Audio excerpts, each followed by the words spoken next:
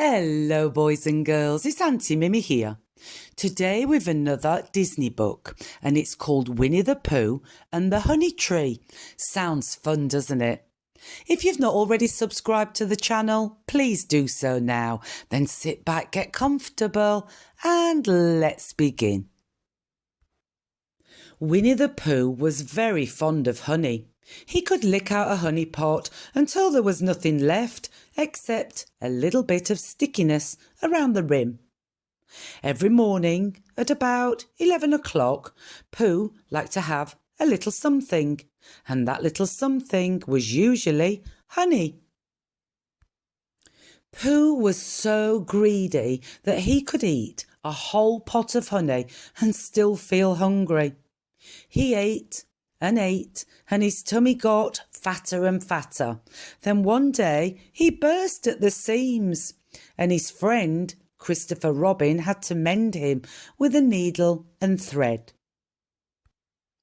Pooh decided it was time to do his stoutness exercises. As he did them, he hummed a tune so that the exercises wouldn't seem such hard work. He stretched his short arms up in the air, then bent down to touch his toes. He did try very, very hard, but he couldn't quite reach them. Pooh had just sat down to have a rest when he suddenly heard a buzzing sound. And he knew what made that buzzing sound. Bees.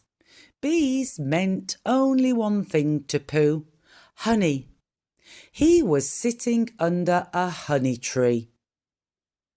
At once Pooh started to climb the honey tree. As he climbed, he hummed a little tune to himself. He was so busy climbing and humming that he didn't notice how thin the branches were. All of a sudden, there was a loud crack. The branch Pooh was holding snapped, and he slipped.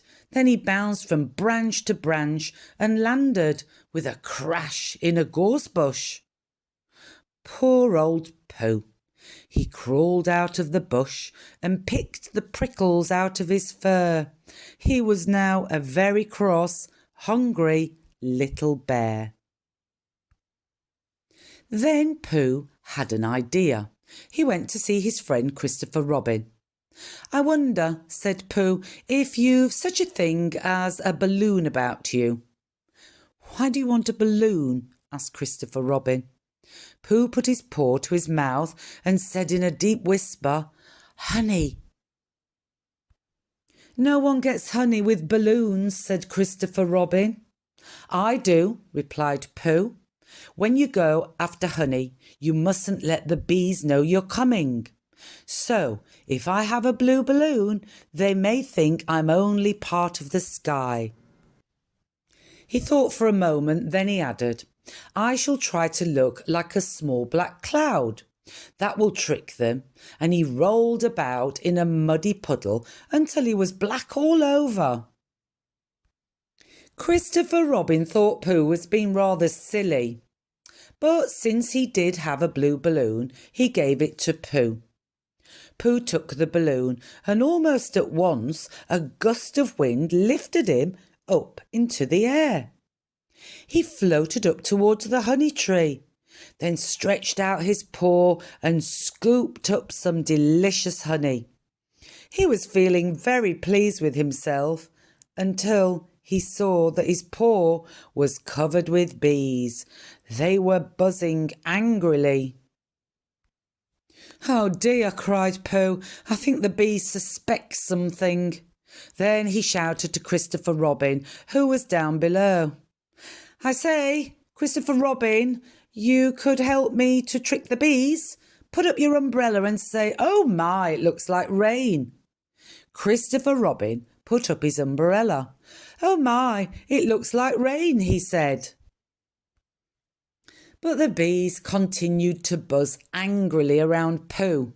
Then the string holding Pooh's balloon came undone and the air inside escaped with a rush.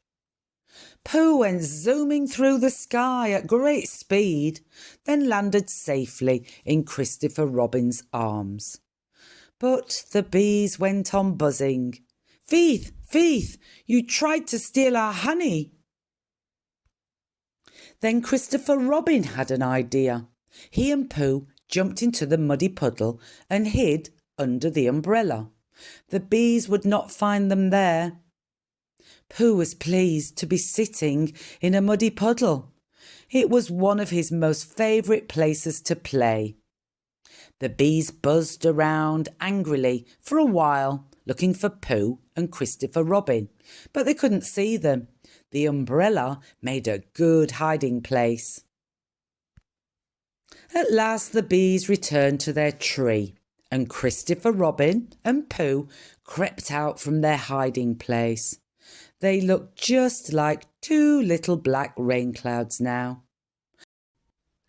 By the time they were clean again, Pooh decided he could do with a little something.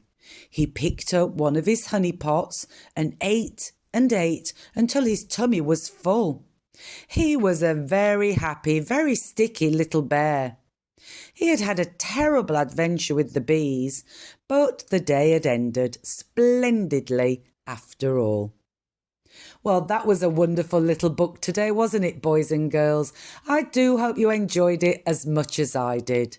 As always, I want you to be kind to one another, look after one another, and try and have some fun every single day.